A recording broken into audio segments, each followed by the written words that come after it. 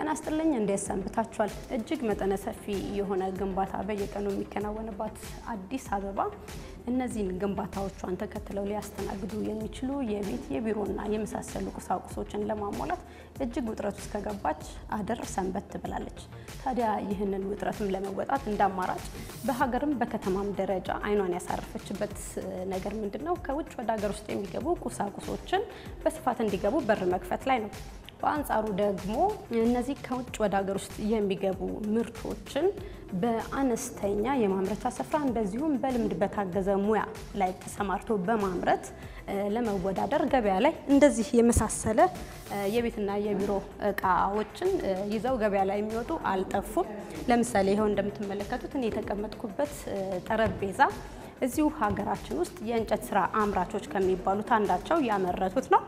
ሰሞኑን አዲስም ታዲያ እነዚህ አምራቾች በምን አይነት የማሽን እርዳታ እንደዚሁም ደግሞ በምን አይነት ልምድ ነው እነዚህን የሚሰሩት ብሎ ዛሬ ዳሰሳ ያደርጋል።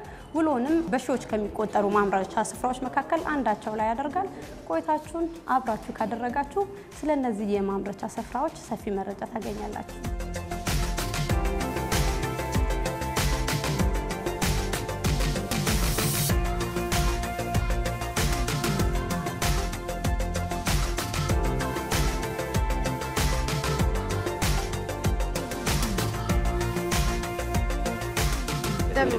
እግዚአብሔር ይመስገን። እስቲ አሰራራችሁ ምን ይመስላል? ውሏችሁ ምን ይመስላል? መልከት ወደ ውስጥ እየገባን የሚታየው ነገር እናያለን ማለት ነው። እስቲ ምንድነው የምትሰሩት? የቤት እቃዎች እንዳለ እንሰራለን። የኦፊስም አብዛኛውን በትዕዛዝ የምንሰራው።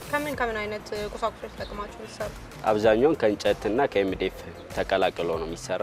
ምን አይነት እቃዎች ነው የምትሰሩት? አልጋ፣ ቁም ሳጥን፣ በሮች፣ ኪችን። ምን ያህል ጊዜ ሆናችሁ? ቢያንስ 7 ወር ሆነናል። ስንት ሆናችሁ የምትሰሩት?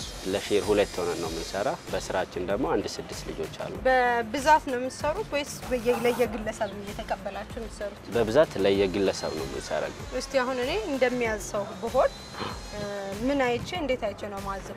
ለምሳሌ ኪችን ፈልገሽ ከሆነ አጋጣሚ የተሰሩ ኪችኖች ቦዲያቸው የተጀመሩ አሉ። እነሱን እናሳያለን ማለት ነው። ያው እኔ ግድግዳ ቁም ሳጥን ነው እዚህ ላይ የሚደረብ ማለት ነው። ዛ ሙሉ የግድግዳ ቁም ሳጥኑ በቦታው ተለክቶ ይሰራል ማለት ነው። ለምን አይነት ቤቶች ነው የምትሰሩት? ያው ለፎቅም ለኮንዶሚኒየም የቤት ውስጥ እቃዎችና የቢሮ እቃዎች ያው ተፈላጊነት እየጨመረ ነው። ምክንያቱም ብዙ ቤቶች ይገነባሉ፣ ብዙ ቢሮዎች ይገነባሉ። ስለዚህ እነሱን የሚሞላ ነገር ያስፈልጋል፣ መገልገያ መሳሪያ ማለት ነው። ታዲያ ይሄ ፍላጎት ላይ ከአገር ውስጥ በተለይ ከውጭ ሀገር የሚመጣ ይበዛል፣ በጣም ይበዛል። እናንተ እሱን ተወዳድራችሁ ገበያው ላይ መግባት ትችላላችሁ? ገበያ ላይ ተወዳዳሪ መሆን እንችላለን፣ ግን አንዳንድ የማሽነሮች እጥረት አለ። በእኛ አቅም የማይገዙ ማሽነሮች አሉ። ለምሳሌ በብዛት የጊዜ ጉዳይ ነው የሚያነሱብን። ያን የጊዜ ጉዳይ ደግሞ በማሽነሪ መቀነስ እንችላለን። ስለዚህ እናንተ በብዛት የምትሰሩት ነገር ጉልበታችሁንና እጃችሁን ተጠቅማችሁ ነው የሚሆነው ማለት ነው? በብዛት እንደዛ ነው። ኢቭን ሞዲፊክ ማሽኖች እየተጠቀምን በራሳችን ምንሰራ ማለት ነው። ሞዲፊክ ማሽኖች ማለት ሮተር የሚባለው ማሽን እንደ ቱምቢ ገልብጠን እንጠቀማለን። ጌጥ ምናምን ማውጫ ነው። ወደ ውስጥ ደግሞ ስንገባ ወርክሾፓችን ስፋት የሚያክለው አሁን ይሄ ማሽን ቁመት መቁረጥና ስፋት መሰንጠቅ ነው የሚሰራ። እንጨት ነው የሚሰነጥቀው። ግን አንዳንዴ ዲዛይን ለማውጣት እስከ 45 ዲግሪ ድረስ መተኛት አለባችሁ። 30 ወይ 45 ዲግሪ ለማድረግ በራሳችን እንጨት ፋልስ አድርገን ነው የምንጠቀመው። ይሄ ማሽን አገር ውስጥ የተሰራ ነው? አገር ውስጥ የተሰራ ነው። ተበይዶ ምናምን የሚሰራ ነው። ለምሳሌ ፋልሱን ለመስራት ረጅም ጊዜ ይፈጅብናል። ገበያ ላይ ያለው ሌላ እንደዚህ ወደ 45 ሚተኛ ማሽኖች አሉ። እነሱም አቅማችን ስለማይችል እነዚህ በእንጨታችን እንደዚህ 45 እያደረግን እንጠቀማለን ማለት ነው። ሌላ ያው ለምሳሌ የአናት ኪችን ነው የሚባለው፣ ከላይ ጌጥ የሚሆነው ማለት ነው። አብዛኛው ከገበያ ተገዝቶ የሚገጠም ነው ኪችን ላይ ያለው። እኛ ግን ያው በራሳችን ነው የምናዘጋጀው። እንጨት ተንጥቃችሁ ፍቃችሁ ማለት ነው? ከኤምዲኤፍ በራሳችን እናዘጋጃለን ማለት ነው። የእንጨት ናቸው ራሳቸው? ቦዲው ሰርተንለት እንደዚህ እንሰራበታለን። ራሳችሁ ናችሁ የምትገዛው? ይሄኛው ማለት ነው። ስለዚህ የዚህ ቤት ዲዛይን የዚህ ቤት ማሽን ነው ማለት ነው?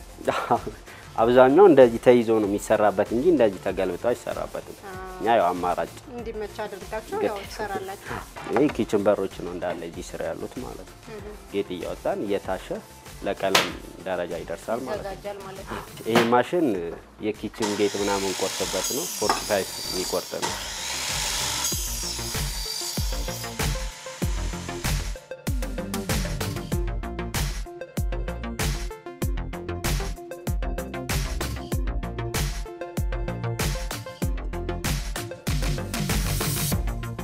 ቴክኖሎጂ በቻልን አቅም እንጠቀማለን ነው ለምሳሌ ምን አይነት ቴክኖሎጂ ተጠቀማላችሁ በፊት በመዶሻ ነበረ ይሄኛው ሚስማር የሚመታ ነው ማሽን ማለት ነው ያኛው መዶሻ ስትመጪ ያቆስልብሻል ይሄ ግን ኦልሞስት ማሽን ስለሆነ ራሱ ይመታና ይቀብራል ምን ያህል ሰዓት ነው የምትሰሩት እኛ 8 ሰዓት ያው ከሰኞ እስከ ቅዳሜ ይሰራላችሁ አንዳንዴ ሲበዛብን ወደ መንገባል ያው አስቸኳይ ጊዜ ከሆነ ማለት ነው አስቸኳይ ከሆነ ያው አንዳንዴ እናመሻለን አንድ ቤት ሙሉ የሚያስፈልገው ነገር የእንጨት ስራዎች ሰርቶ ለመጨረስ ምን ያህል የሚያስፈልጋል በእነዚህ ማሽኖች ተጠቅማችሁ ማለት ነው እስከ 2 ወር ድረስ ይፈጅብናል አንዳንዴ ማብራት ደግሞ በመሃል ሚረብሽን ከሆነ 2 ወር ተኩል እስከ 3 ወር ቀደም ብዬ እኔ ወደ አንተ ከመምጣቴ በፊት የሰራሃቸው የተወሰኑ ስራዎችን አይቼ ነበር በተለይ የቢሮ ስራዎችን ማለት ነው የቢሮ እቃዎች እነሱን በእንደዚህ ማሽኖች ተጠቅማችሁ የሰራችሁት ያ በዚህ ባለው ማሽን ነው እንዳለ የተጠቀምነው እንዴት ነው የተማራችሁት እንጨት ስራ እዚህ ቤት ውስጥ አሁን የሚሰሩት ልጆች በሙሉና አንተን ጨምሮ ያው ኖርማል እንደዚህ በሚሰሩ ቤት በልምድ ሌሎች እዚህ የሚሰሩት እነሱም ያው እዚህ እየተማሩ ነው ይቀጥላሉ ማለት ነው አብርስ የምን ያህል አመት የስራ ልምድ አለህ አንተ እኔ 9 አመት ሌሎች ጋር ተቀጥሬ ሰርቻለሁ የተወሰነ አመት ከዛ የዞርኩ ኮንትራክት ሰራለሁ ለየቤቱ ማለት ነው ለዲዛይኖቹ የሚሆነውን ሐሳብ ከየት ነው የምታመጣው አብዛኛው ከኢንተርኔት ነው የምናየው ከዛ የተሰሩ ስራዎችን እናያለን ከዛ እንወስድና የራሳችን ሐሳብ ጨምረንበት ደግሞ እንሰራለን ደንበኞች አንተ ጋር ሲመጡ የራሳቸውን ዲዛይን ይዘው ነው የሚመጡት ወይስ አንተ ነህ የምትጠቆማቸው አብዛኞቹ እንዲሁ ነው የሚመጡትና የሚፈልጉትን እቃ ይነግሩናል ከዛ እኛ ደግሞ የነሱን ሐሳብ ከሰማን በኋላ በሚስማማቸው ዲዛይን እናሰራላቸዋለን ወይም ደግሞ ሰርተን እናሳያቸዋለን ማለት ነው ሳምፕል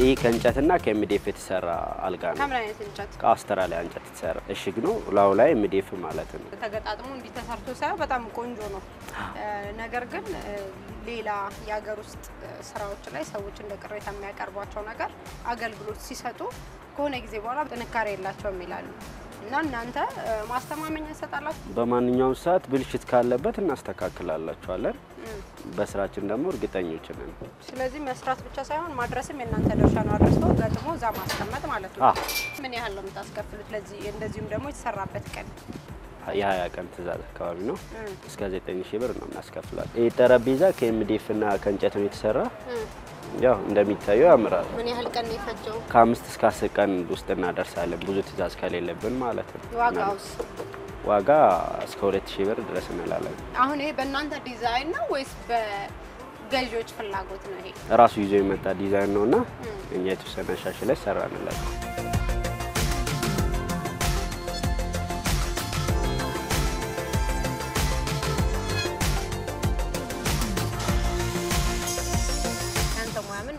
የኔ ሙያ አናጺነት ነው የሚባለው አናጺነት ማለት ምን ማለት ነው ማያያዝ ነው መገጣጠም አሁን ምን እየሰራህ ነው ይሄ አሁን ለቤት ፐርሊ ሌላኛው ኮርኒስ የሚሰራ ፐርኬ ማለት ነው ይሄ አሁን በማሽን የሚሰራው ስቴፕ ላይ ነው ያለው እየተቀባ እየለሰለሰ ከለር ይሰጣል ማለት ነው መጨረሻ ላይ ሙያውን ከየት ተማርክ ረዳትነት ከመቀጠል ነው የተማርኩት ምን ያህል አመት ሆነ አሁን ወደ 3ኛ አመት ይገርማል ማለት ቤቱ ላይ የመጡ ስራዎች ሰራሉ ሁሉንም ነገር ምን ያህል ነው የሚከፈል በሰራውት ልክ ነው የሚወሰነው በሰራው ልክ ነው የሚወሰነው ፍጥነት ነው የሚወሰነው ለራስ ብቻ አይደለም እዚህ ጋር የምታስቢው እሱም ከሰዎቹ በኩል የሚበጣበት ሞቀሳም ስላለ በቀኑ አለ መድረስ የሚያመጣው መስተጓጎል አለ ለዛም ብለሽ አምሽተሽም በጊዜም ገብተሽ ተሰራው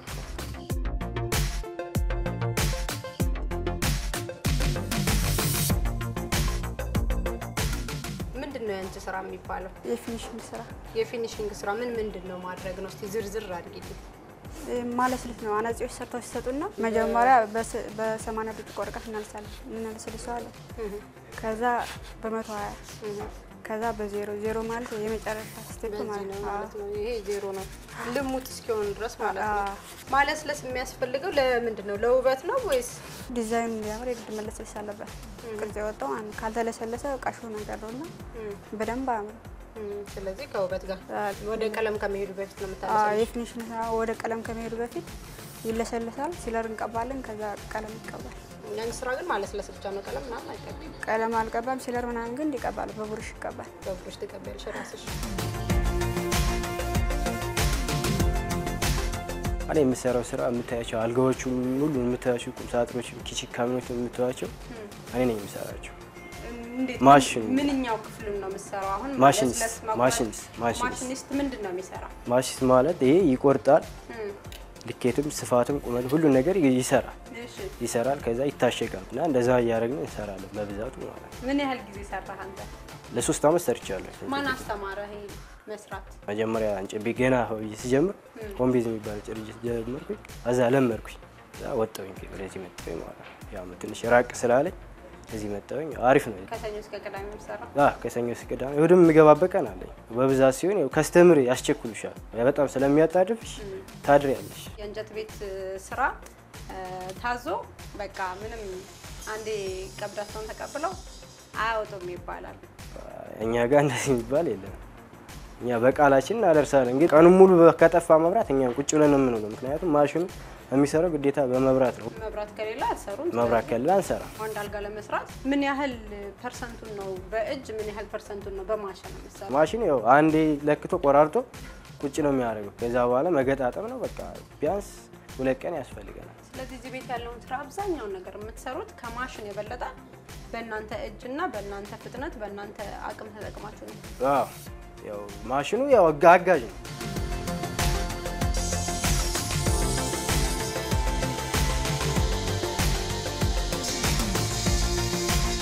ምንድን ነው የምትሰራው እዚህ ቤት? እዚህ ቤት ውስጥ እኔ ፊኒሺንግ ነው የምሰራው። የመጨረሻ የማጠቃለያ ስራ ማለት ነው? የማጠቃለያ ስራ ማለት ነው። ምንድን ነው እየሰራ ያለው? ይሄ የቤተ ክርስቲያን ኮርኒስ ፐርሊን ይባላል እና እንጨቱ አውስትራሊያ ነው፣ የውጭ እንጨት ሙሉ ይመጣና እዚህ ነው የሚሰነጠቀው። በሮተሩ ዋራው ይወጣና ይሄ በኋላ ሲሰቀል ማለት ነው የዚህ ዋራና የዚህ ዋራ እንደዚህ ይገናኛል። ይሄ ጸጉሩ ነው ይሄ ነው። ይሄ ጀርባ ስለሆነ አይታይም። ይሄ በግራይንደር ተለስልሶ ነው እዚህ ጋር ይመጣ። ይለሰለሳል። 2 እጅ ሲለር ይቀባና ከዛ በኋላ ፊኒሺንጉ ደግሞ መጨረሻ ላይ ቫርኒሽ ይቀባ። ትገጥማለህ ሄደህ? ይሄ በቃ አልቋል። በቃ የቀለም ስራው ራሱ አልቋል። በቃ የቤተ ክርስቲያን ስለሆነ በመልኩ ነው። ይሄ አሁን የመልክ ስራ ነው። እንዴት ተማርክ ይሄን መስራት? እንጨት ቤት ነበር ከቤታችን ፊት ለፊት ልጅ እያለሁ እንላላክ ምናምን ነበር እና በ12 13 ሙያውን እዛ እያልሽ ትምህርት የተማርሽ ቅዳሜና እሑድ ምናምን ትሰሪያለሽ። አሁን አንተ ፕሮፌሽናል ከሚባሉት ውስጥ ነው? ተርታ መደባል። ከኔም በላይ አሉ።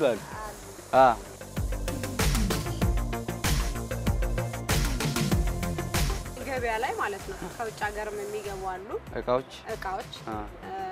እናንተ ደግሞ አላችሁ ገበያ ላይ ይዛችሁ ትወጣላችሁና ስራችሁ ቶሎ በመሸጥ በኩል ምን ያህል ተወዳዳሪ ናችሁ? ለምሳሌ ማለት ነው አንድ አልጋ እዚህ ቤት 10 ሺህ ብር የሚባለው፣ ሌላ ደግሞ ከዚህ ካፒታላቸው ሰፋ ያሉ እንጨት ቤቶች ከዚህ የበለጠ የውጭ እቃ የሚጠቀሙት ደግሞ እዚህ 10 ሺህ ብር የተባለው እዛ 20 ምናምን ሺህ ብር ሊባል ይችላል።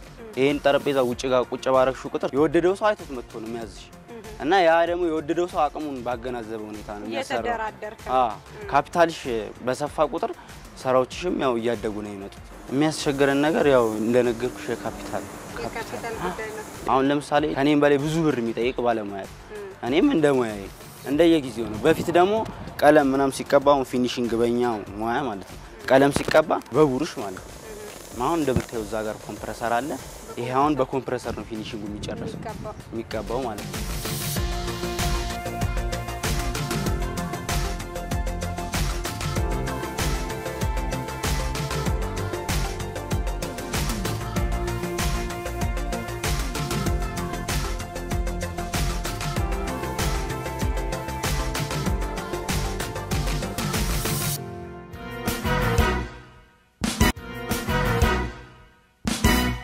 ይህን ከመሳሰሉ የቢሮ ስራዎች በተጨማሪም የእንጨት ባለሙያ ሰራተኞቹ እንደነገሩኝ አሁን ከተማችን ውስጥ ያለው የኮንዶሚኒየም ግንባታ ሰፊ ገበያ ነው ለነሱ። እስካሁንም ለጥቂት የኮንዶሚኒየም ባለቤቶች የቤት ውስጥ ቁሳቁሶችን አቅርበዋል። እኔም ልሂድና ደንበኞቻቸው ምን አይነት አስተያየት እንደሚሰጡ ላነጋግር። በድጋሚ ቆይታችሁን ከሰሙና አዲስ ጋር አድርጉ።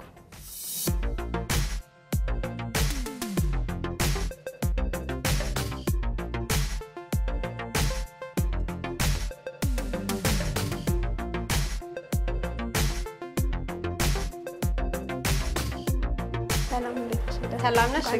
እንኳን ደህና ቆየሽ። እስቲ ዲታ የሰራቸውን እዚህ ቤት ስራዎች አሳይ። ዲታ የሰራቸው በመጀመሪያ ይሄንን በር እሱን ይሰራልን በሩን እቺንም የልጆቹንም አልጋ እነዚህንም ጠረጴዛና ወንበሮች ይሄንንም አልጋ ቁምሳጥን ብዙ ጊዜ ሰዎች ከውጭ ሀገር እያመጡ ያው ለቤታቸው የሚያስፈልጋቸውን ቁሳቁስ እየገጣጠሙ ነው።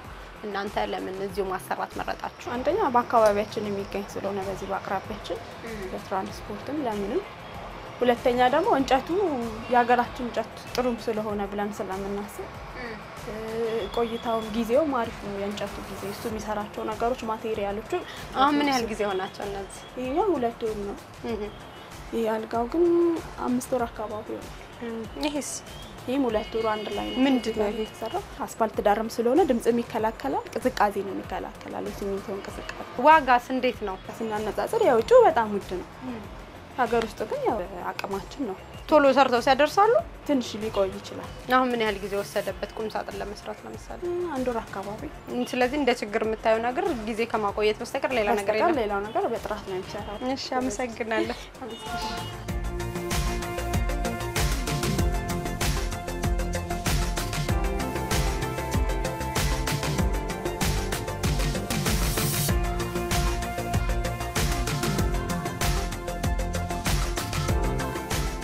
እንኳን ደህና መጣችሁ። እንኳን ደህና ቆየህ። ዲታ የሰራቸው ቁሳቁሶች ታሳይ። እሺ፣ ከየትን ጀምር? ከኪችን ካቢኔቱ። እሺ፣ እነዚህ በሙሉ እሱ ነው የሰራልን። ይሄን ሁሉ አካቶ የሻወር ሁሉ አካቶ ተጨማሪ ደግሞ ይሄን ቁም ሳጥን ለሙሉ ኤምዲኤፍ ነው። ይሄ በምን ያህል ጊዜ ውስጥ ሰራለ? ይሄን በ10 ቀን ውስጥ ነው። ይሄኛውስ በምን ያህል ጊዜ? 15 ቀን። ለምንድን ነው እሱ ጋር ማሰራት የመረጥከው? የሱ ስራዎች በጣም ጥሩ የሆኑ ስራዎችን ይሰራል። ምን ያህል ጊዜ ነው አሁን አንተ ይሄን መጠቀም ከጀመርክ? አሁን ቢያንስ 3 ወር። ዋጋስ?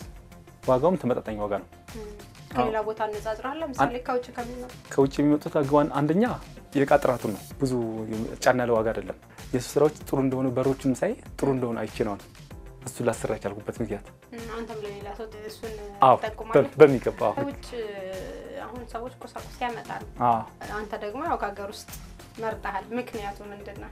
አሁን ከውጭ ይመጣሉ የሚባሉ እቃዎች አሉ። በርግጥ ጥራታቸው ግን እንደዚህ አይሆንም። ውበቱ ብቻ ሳይሆን ጥንካሬውም ጭምር ነው። ዲዛይን ላይ በእናንተ ምርጫ ነው በሱ ምርጫ ነው የሚሰራው? ይሄኛው በራሱ ምርጫ ነው ይሰራልን። ልክ ይሄኛውም እንደዚሁ በራሱ ምርጫ ነው። አሁን ግን ጥሩ እየተጠቀምንበት ነው። ስለዚህ ዲዛይን ላይ እናንተ የምትፈልጉትን ነገር ታገኛላችሁ? እኛም እናገኛለን በሚገባ።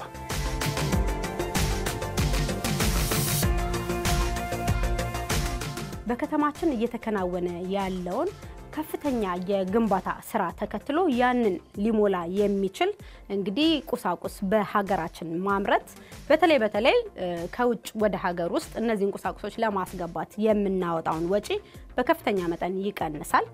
በዋናነት ደግሞ በራስ አስተሳሰብ፣ በራስ ባህል ለራስ እንደሚሆንና በራስ ቅርጽ ቁሳቁሶችን ዲዛይን ለማድረግና በቀላሉ እንደሚፈልጉ አድርጎ ለመስራት ይጠቅማል። ሌላው ደግሞ ከፍተኛ የሆነ የውጭ ምንዛሪ ወጪ በማዳን ከፍተኛ ድርሻ ይኖረዋል። እንዲህ ብለን ጥቅሞቹን 1 2 3 ብለን በቀላሉ የምንዘረዝር ከሆነ ደግሞ ቀደም ብለን የተመለከትናቸው አይነት የእንጨት ስራ አምራች ድርጅቶች በሺዎች የሚቆጠሩ ናቸው። ሀገራችን አሉ፣ ከተማችን ውስጥ አሉ። ማበረታታት ያስፈልጋል። እነዚህ ድርጅቶች ደግሞ በዋናነት በወጣቶች ነው የሚመሩት። ስለዚህ የስራ እድል በመፍጠር ከፍተኛ ድርሻ ይኖራቸዋል።